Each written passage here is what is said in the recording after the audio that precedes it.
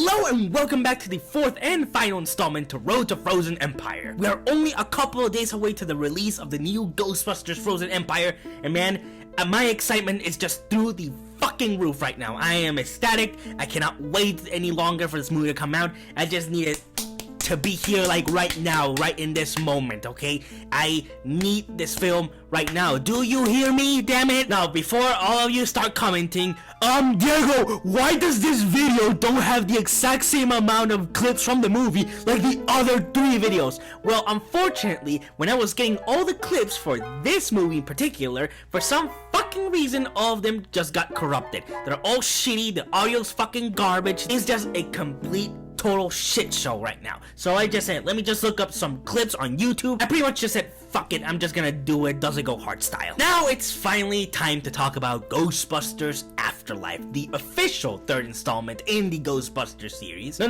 Ghostbusters 2016 was not part of the original movies, if it wasn't fucking obvious. It was a reboot. And I can confidently say that Ghostbusters Afterlife is the film that absolutely, without a single inch of a doubt, saved this franchise. But I'm getting a little bit ahead of myself. Let's officially end this series once and for all by talking about Ghostbusters Afterlife. The film was directed by Jason Reitman, and it was written by both Jason Reitman himself and Gil Kinnan, who by the way directed Monster House. The film was also produced by Jason's father, Ivan Reitman, who, like I mentioned in past videos, directed the original Ghostbusters and Ghostbusters 2. The story follows a single mother and her 2 children that, after dealing with many issues regarding money, decide to move to an old creepy farmhouse that their deceased grandfather left them in a small town of the name Somerville. The moment they arrive, not only do many weird things start happening around the town, they also start to discover a bit about their connection with their grandfather and the original Ghostbusters. Now, before we talk about anything else regarding this film, we first need to talk about the cast and characters like I've done in other previous videos, which this time around are mainly kids and teenagers. That was one, if not the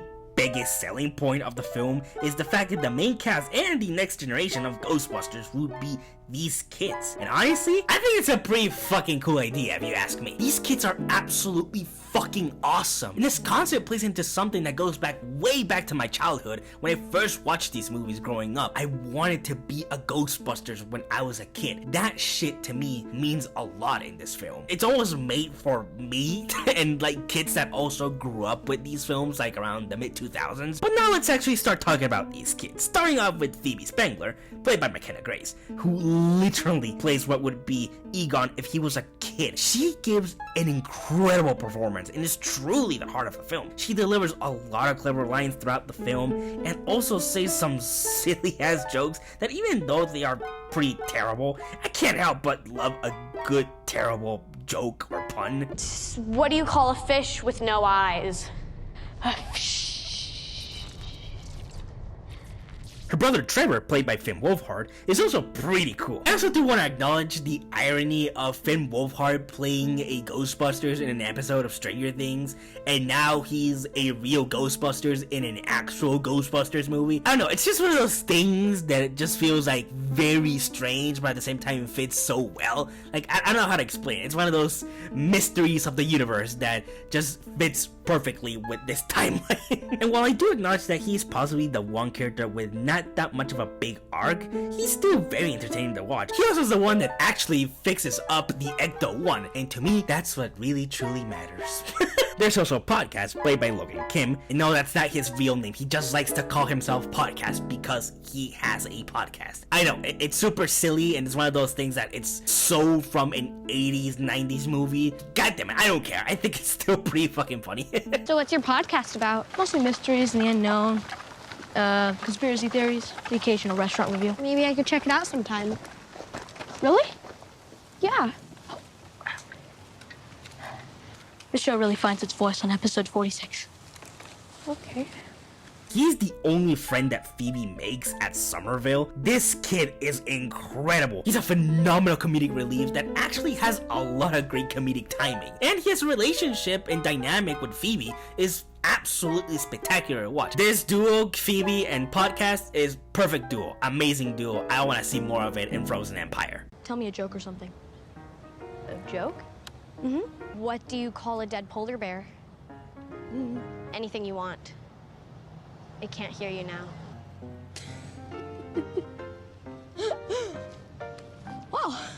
looks funny.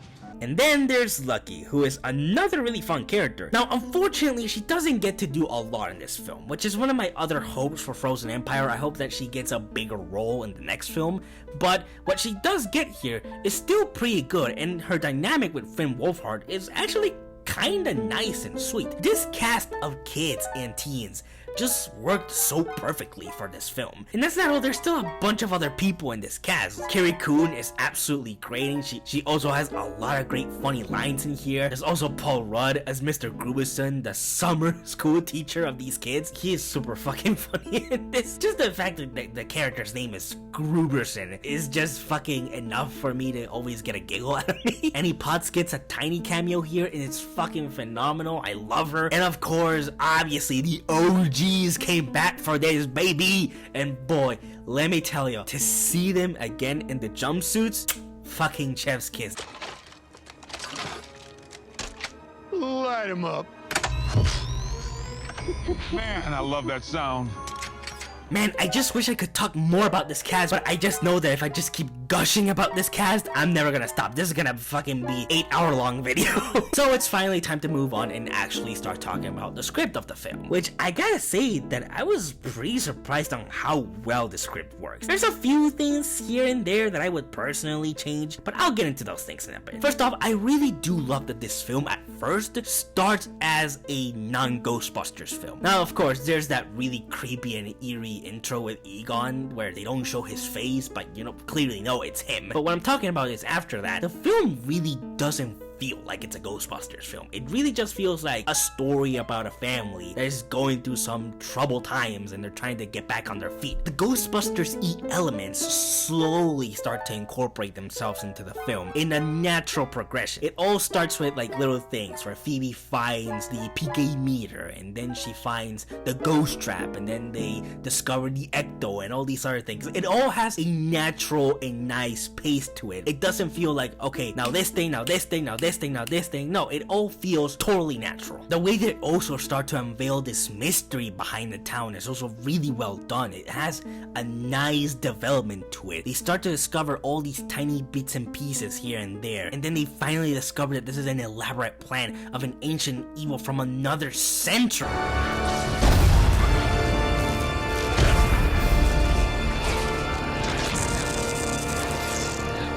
Yeah, that's right, Gozer returns in this film. I'm not the biggest fan of this, unfortunately. I really would have preferred a new villain instead of using Gozer again. Now, to be fair, they actually made them look cool as fuck, and they don't do everything from the original, kinda, beat for beat, but still, I just wasn't a big fan of this particular element of the film. I thought that we could have done something a bit different instead of bringing back another classic villain, but because they don't really do it badly, I'm not mad about it. I just wanted something else personally. And like I mentioned, the OG Ghostbusters return for this. There's an excellent scene with Phoebe and Ray after her and the other kids get arrested. She makes a call to raise a cult, and it's this really powerful and emotional scene between these two characters, these two different generations of Ghostbusters.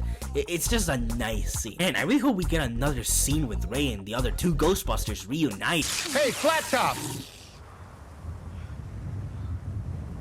Have you missed us? They just appear at the final battle. Just like that, without even getting a scene with the three beforehand to establish them all. Again, I don't mind this, okay? But I just feel like the way that they decided to kind of shove them in at the final battle feels very forced. It doesn't happen naturally. It's just like, oh, we got that scene with Phoebe and Ray on the phone, and boom, they're here in the finale. It's like, it's not really natural. It doesn't feel right to me. Now, that being said, this is still cool as shit, man. I can't help it. This is fucking awesome. I love it. Now, one of the things that I forgot to talk about in my other Ghostbusters videos was the Ecto-1, which I am still absolutely so sorry that I forgot something so fucking incredible from these films to talk about. The Ecto-1, in my opinion, is the best movie car ever. The Ecto-1 is fucking amazing. I absolutely love this car. I actually have a fucking a thing of the Ecto-1 and right there my thing in my TV. I can't point right. I'm fucking stupid. I can't point. But it's right there. Right under my TV. It's right there. And in this film, we get to see the Ecto-1 do some crazy shit that we've never seen it done before in any of the other films. The scene where Trevor drives the Ecto-1 through this fucking field of wheat.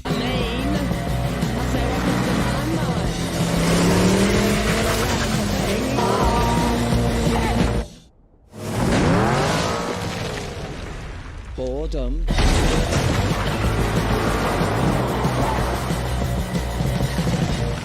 God damn it, it's so fucking amazing. I absolutely love this part. It is possibly my favorite scene in the entire film. The reveal of the gunner's seat is absolutely beautiful. I love the scene when they start chasing the ghost muncher through the town with this fucking badass gunner's seat. Left, left, left!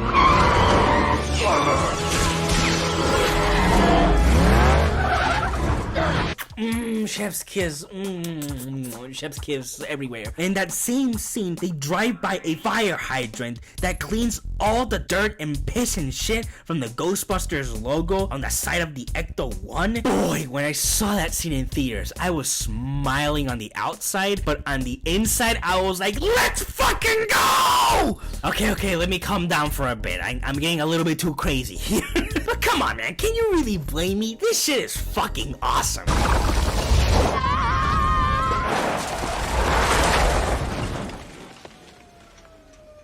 Now let's talk about the special effects of the film. They absolutely went above and beyond for this because they really tried to utilize as many practical effects as possible. Of course, they do use CGI, but it's used masterfully. It's used when it's only required and when it's used as a tool for something that they obviously know that would be very, very hard or almost impossible to do with practical effects. Like the pterodogs, when they aren't walking or running, it's clear it's an animatronic. But when they need them to run and get a bit quicker, they use CGI to execute that effect. And honestly, it looks great. The ghost looks absolutely goofy as shit, but I say that as a compliment. It's not like in the 2016 version where the ghosts in that film just look like cheap costumes from fucking Spirit Halloween or something that you would see in Disney's Haunted Mansion. They just looked stupid and unappealing. Here, the designs are fun, but they also fit the aesthetic and style of Ghostbusters. They really just went out of the way to expertly use all the tools that they had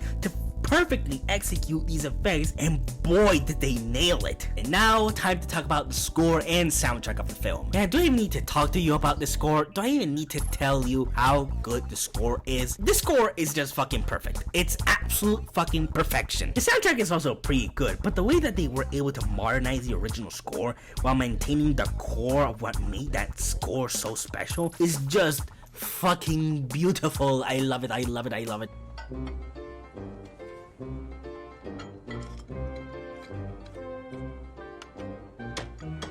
But now it's time to chill for a bit and kind of relax and talk about the scene that personally always breaks me down every single time I rewatch it. No matter how many times I watch this film and get to this specific scene, I just break down like immediately, like in a matter of seconds. It's the scene where the Spanglers get to reunite with their grandfather, Egon Spengler.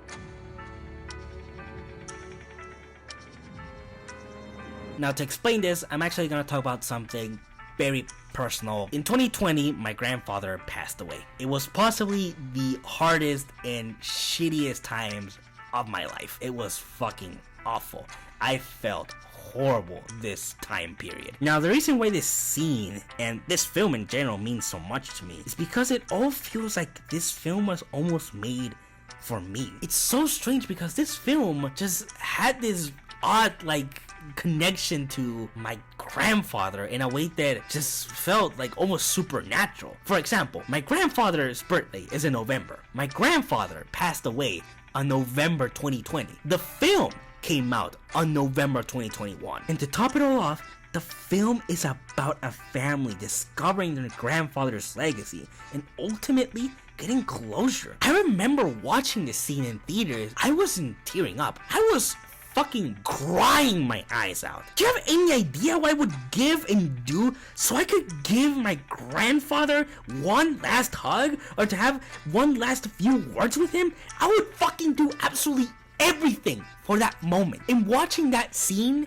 with these characters get that by the end, especially Carrie Coon's character, that the entire film believed that her father was just this old man that left her, that didn't care for her. It's just a beautiful ending to this film, and it's a beautiful send-off not only to this character but to the actor himself, Harold Ramis. It's a beautiful tribute. This scene with the spirit of Egon hit me so hard in my heart because of how much I emotionally related to it on a deep personal level, and for that alone I can't help but absolutely love this film, man. To me, Ghostbusters Afterlife is a near perfect film. There is a few things that I would change and add to make it absolutely perfect, but the fact that they were able to bring this franchise back from the dead after what happened last time is something that just makes me really happy. I understand that it's not for everybody, okay? But I do not give a shit, man. I love this film. And honestly, I don't care if they keep making more of these films. As long as they make them fun and entertaining, I'll always welcome more Ghostbusters in my life. Oh, and who would have guessed it? There is a new Ghostbusters film coming out real soon, and I, for one, cannot wait to talk about it with all y'all.